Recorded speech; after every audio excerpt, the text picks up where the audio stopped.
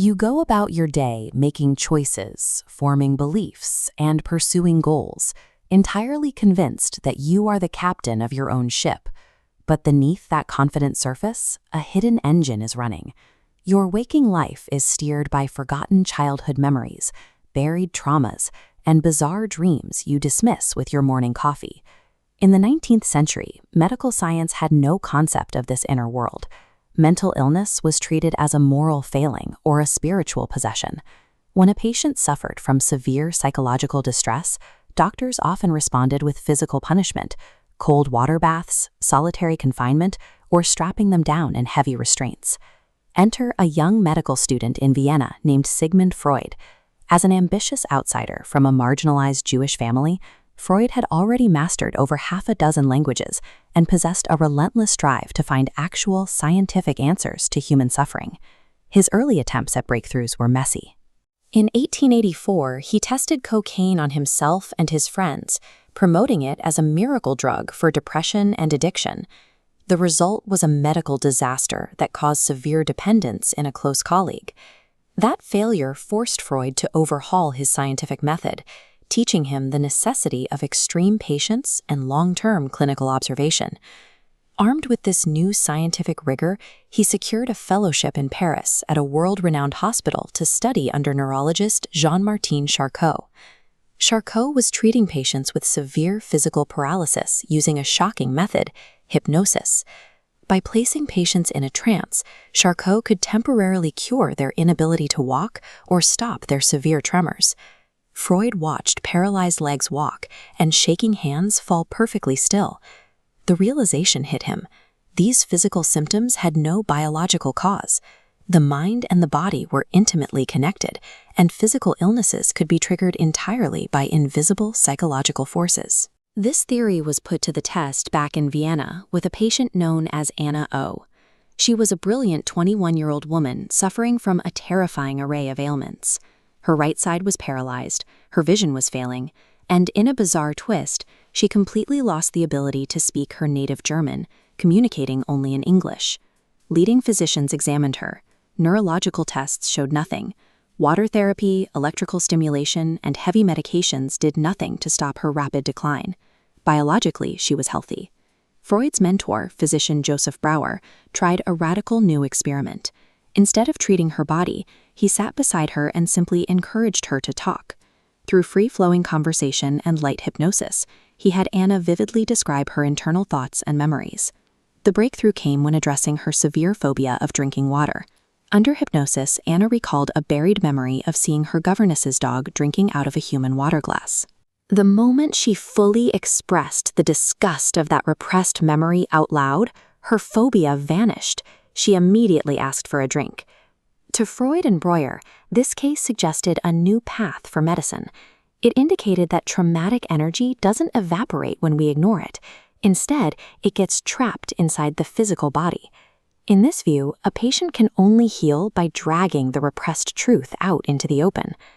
To map this hidden territory, Freud turned his magnifying glass inward. He meticulously recorded his own sleeping mind, starting with a disturbing nightmare about a patient named Irma suffering from a severe infection. By breaking down every detail of the dream, he realized it wasn't random.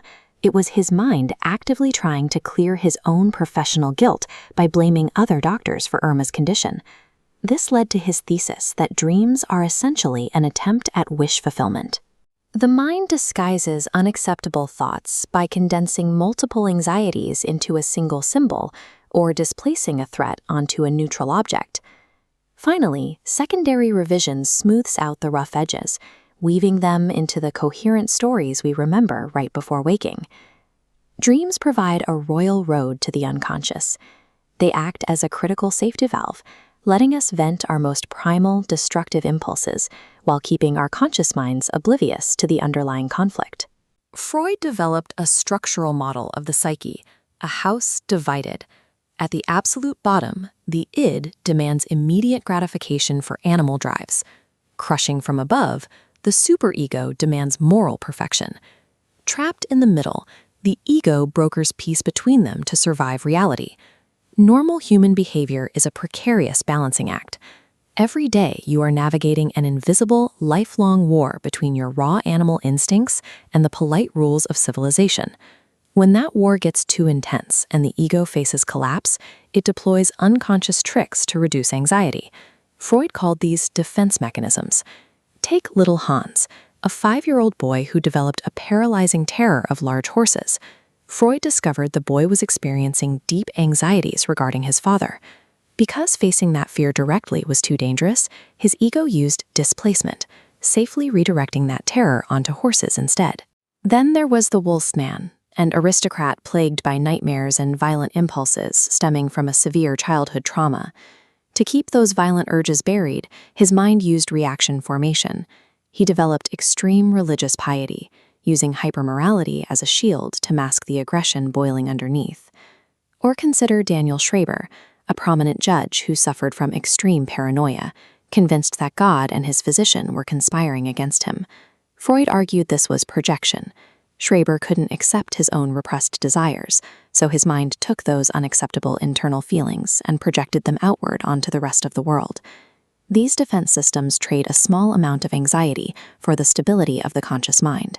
By presenting a phobia or an obsession, the ego creates a distraction, shielding the individual from a conflict that would otherwise be unbearable.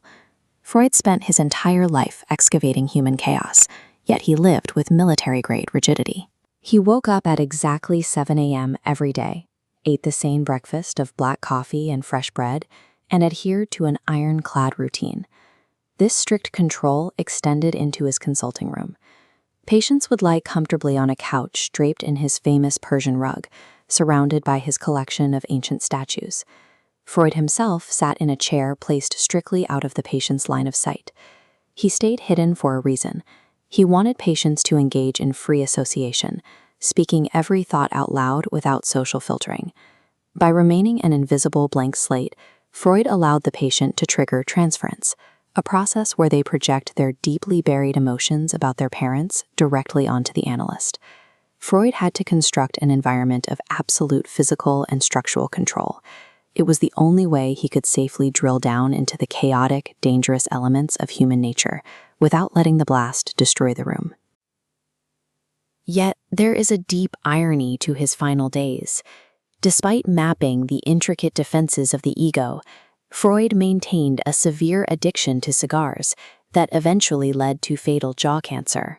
Even the master of the mind couldn't defeat his own destructive drives. Sigmund Freud shifted the focus of human identity. By exploring the underworld of our own thoughts, he introduced the possibility that we are not finished products, but complex systems shaped by everything we have tried to forget.